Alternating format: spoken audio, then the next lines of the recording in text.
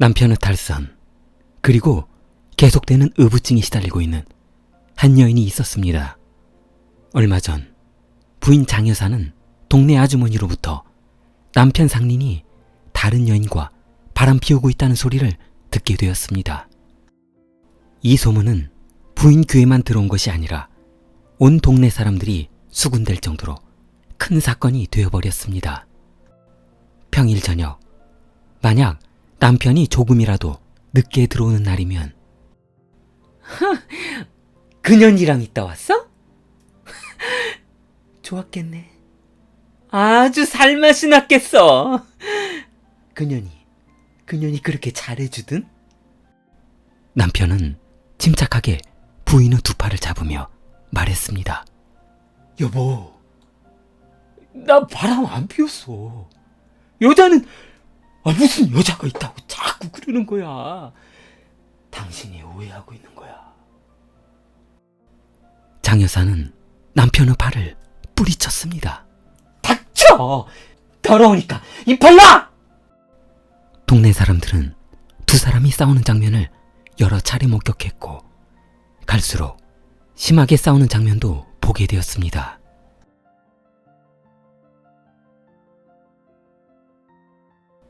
며칠 뒤 이웃 아주머니가 장 여사를 찾아왔습니다. 남자들은 정말 이해할 수 없는 동물이라니까. 항상 방심하면 안 돼요. 자기 남편도 봐. 다른 년하고 바람 피고 다니는 거 더 떳떳해야잖아. 큰일이다. 이거 큰일이야. 잡고 살아야지. 놔두면 평생 후회한다. 아주머니는 장여사의 마음을 아는지 모르는지 장여사의 가슴을 파헤치고 들어갔습니다. 그 뒤로 의부증이 심해진 장여사는 하루도 빠지지 않고 남편과 싸웠습니다. 그러던 어느 날 남편이 퇴근하고 집으로 돌아와 현관문을 열고 들어오는 순간 신발을 벗자마자 집 안으로 뛰어들어갔습니다. 장여사가 딸의 목을 조르고 있는 것이었습니다. 여보 뭐 하는 거야? 이러다 애 죽겠어. 장여사는 힘껏 조르던 딸의 목을 풀었습니다. 당신이 만나는 년이잖아. 내가 모를 줄 알았어? 이 년 내가 찾아내느라고 얼마나 힘들었는데. 네 년 놈들이 여기서 숨어 지내고 있었구나. 남편은 너무 놀라 딸과 부인 사이를 가로막았습니다. 당신 무슨 소리 하는 거야? 우리 딸 정화란 말이야.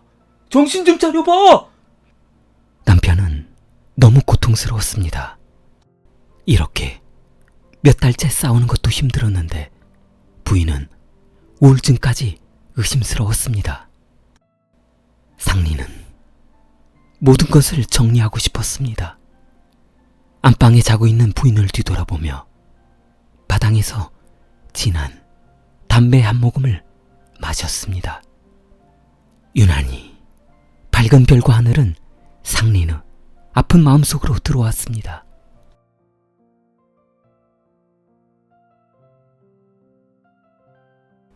상리는 파출소 지구대의 순찰대원으로 일하고 있습니다.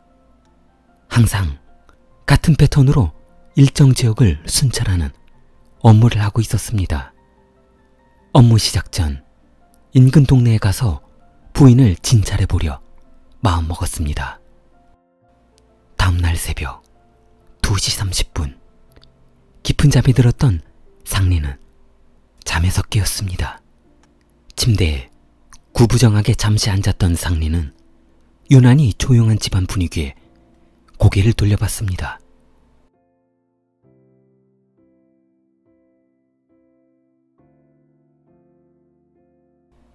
부인, 장여사가 없습니다. 남편은 눈을 비비며 집안 부엌이며 화장실 등을 둘러보았으나 장여사는 보이지 않았습니다. 너무 피곤했던 상리는 다시 침대로 돌아와 그냥 잠들어 버렸습니다. 그날 오전 장모님에게서 전화가 왔습니다. 최근 딸의 증세가 걱정된다며 안부 전화를 했습니다. 그러자 상리는 장모님에게 별일 없다며 다정하게 말했습니다. 장모님, 걱정하지 마세요. 저는 잘 지내고 있습니다. 장모는 그래도 딸아이하고 통화하고 싶다며 딸아이를 바꿔달라고 했습니다. 장모님, 처가 어제 잠깐 나갔는데 아직 안 돌아왔습니다. 돌아오는 대로 연락 한번 드리라고 꼭 전해드리겠습니다.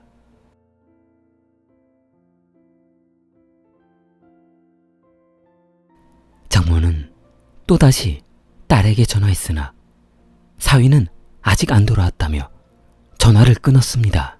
장모는 이상한 생각이 들어 경찰서에 신고했습니다. 신고받은 경찰은 상리네 집에 방문했고 한참을 조사하던 경찰은 도저히 부인의 행방을 알 수가 없었습니다. 남편이 부인을 살해했다거나 하는 특이점도 발견하지 못했습니다. 결국 경찰은 신고를 접수했는데 단순 실종 사건으로 접수하고 말았습니다. 장모는 경찰에 불만을 토로했으나 경찰은 시종일관 알 수 없다며 돌아가라고 했습니다.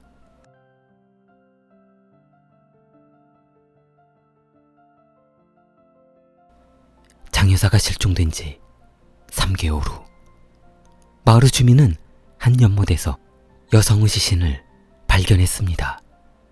아이의 학교를 배웅하러 나갔다가 우연히 연못에서 떠오른 하얀 덩어리를 보고 뭔가 하며 다가갔으나 기겁하며 경찰서에 신고했습니다. 경찰은 현장으로 출동했고 부검 결과 30대 여성으로 실종된 장 여사와 매우 흡사했습니다. 장 여사가 실종된 지 약 82일이 되었고 연못의 시신은 약 80일 정도 되었습니다. 경찰은 여성이 물에 잠긴 지 너무 오랜 시간이 지나 얼굴을 식별할 수 없었습니다. 경찰은 상린의 집으로 가서 상린을 구속했습니다. 상린은 조사 과정에서 시종일관 모르는 일이라며 범행을 부인했습니다.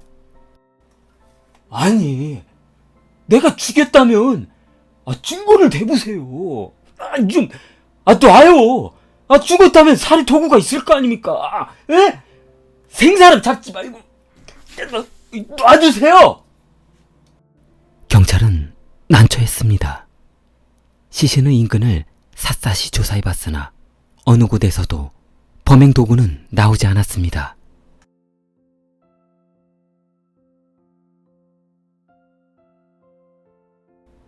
상리는 조사 과정에서도 시종일관 모르는 일이라며 소리 질렀습니다.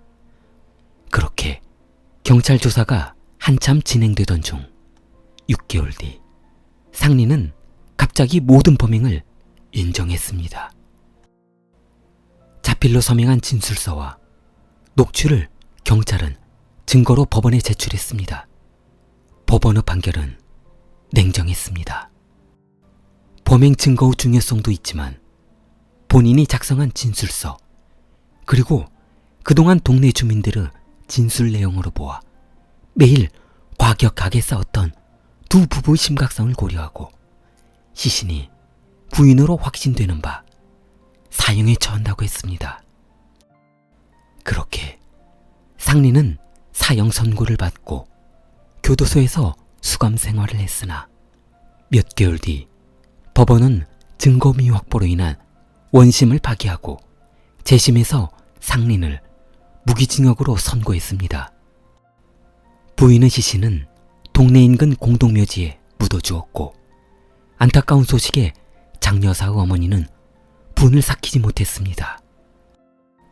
사위를 사형시켜달라며 매일같이 법원에 청원했습니다. 그렇게 장 여사의 어머니도 지쳐가고 남편 상린도 교도소 생활을 한 지 10여 년이 지났습니다. 얼마 전 상린의 어머니는 아들이 그렇게 잔인한 살인사건의 범인인 것을 고통스러워하며 하루하루 힘들게 살다 돌아가셨습니다. 그러나 상리는 어머니의 장례식에 참여할 수 없었습니다. 교도소에서 슬픔을 삼켜야만 했습니다.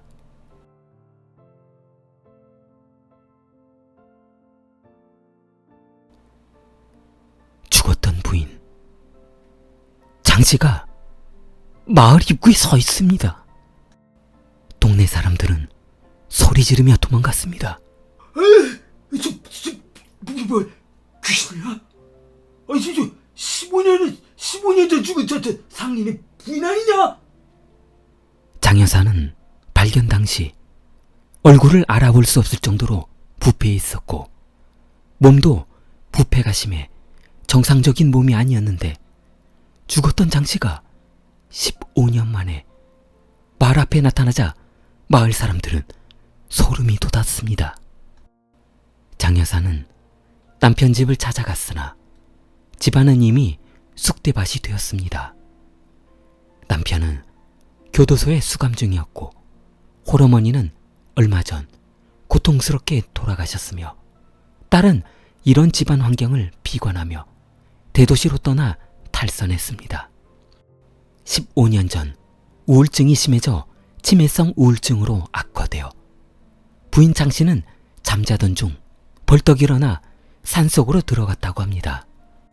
한참 동안 산속을 걷다 기억을 완전히 잃은 장 여사는 길가에 앉아 배고파 구걸을 했다고 했습니다. 그러나 한 남성을 만나 지금은 자녀 둘을 낳고 살고 있다고 했습니다. 그곳에서 우울증을 치료 후 기억을 차츰차츰 찾아 이곳 산동성을 찾을 수 있었다고 합니다. 2005년 4월 13일 오전 9시 산동성 법원 앞에 전국에서 몰려든 기자로 가득했습니다. 원심 사형을 선고받았던 상리는 무죄가 선고되었습니다. 상리는 중국 정부로부터 70만 위안, 하나로 약 1억 2천만 원의 피해보상금을 받았습니다. 그 당시 상린이 경찰에 구속되어 수사 과정에서 아무런 증거가 나오지 않자 담당 경찰관은 상린에게 허위 자백을 강요했습니다. 그러나 본인의 결백을 주장하며 그렇게 버티던 상린은 담당 형사가 며칠 밤을 잠재우지 않고 먹을 것도 주지 않은 상태에서 구타하며 고문하자 참다 못해 허위로 자백했던 것입니다. 6개월 동안 버텼던 상린의 고통스러운 시간들은 모두 물거품이 되었습니다. 죽을 정도로 힘들었던 담당 형사의 고문에 상린은 무릎 꿇었던 것입니다. 상린의 부인 장 여사가 나타나면서 살인사건은 백지화가 되었고 언론에서는 기가 막힌 이 사건의 진실을 파헤치기 시작했습니다. 사건의 초점은 그 당시 담당 형사와 서장 그리고 검사에게 초점이 맞춰졌습니다. 검찰은 그 당시 구속수사했던 경찰관들의 강압수사, 허위자백, 고문 등의 혐의에 대해 진술을 받아냈습니다. 2005년 5월 21일 당시 담당 형사였던 판위주는 공동묘지에서 목매달아 자살했습니다. 담당 경찰관의 자살로 더 이상 비리 수사는 진전이 없었고 그 외의 주요 경찰과 검사들은 가벼운 징계인 인사이동과 사임 등의 처벌로 마무리되었다고 합니다. 그러나 담당 경찰관의 자살이 정말 자살인지 타살인지의 진실은 밝혀지지 않고 있다고 합니다. 좋아요, 구독 부탁합니다. 킬리였습니다.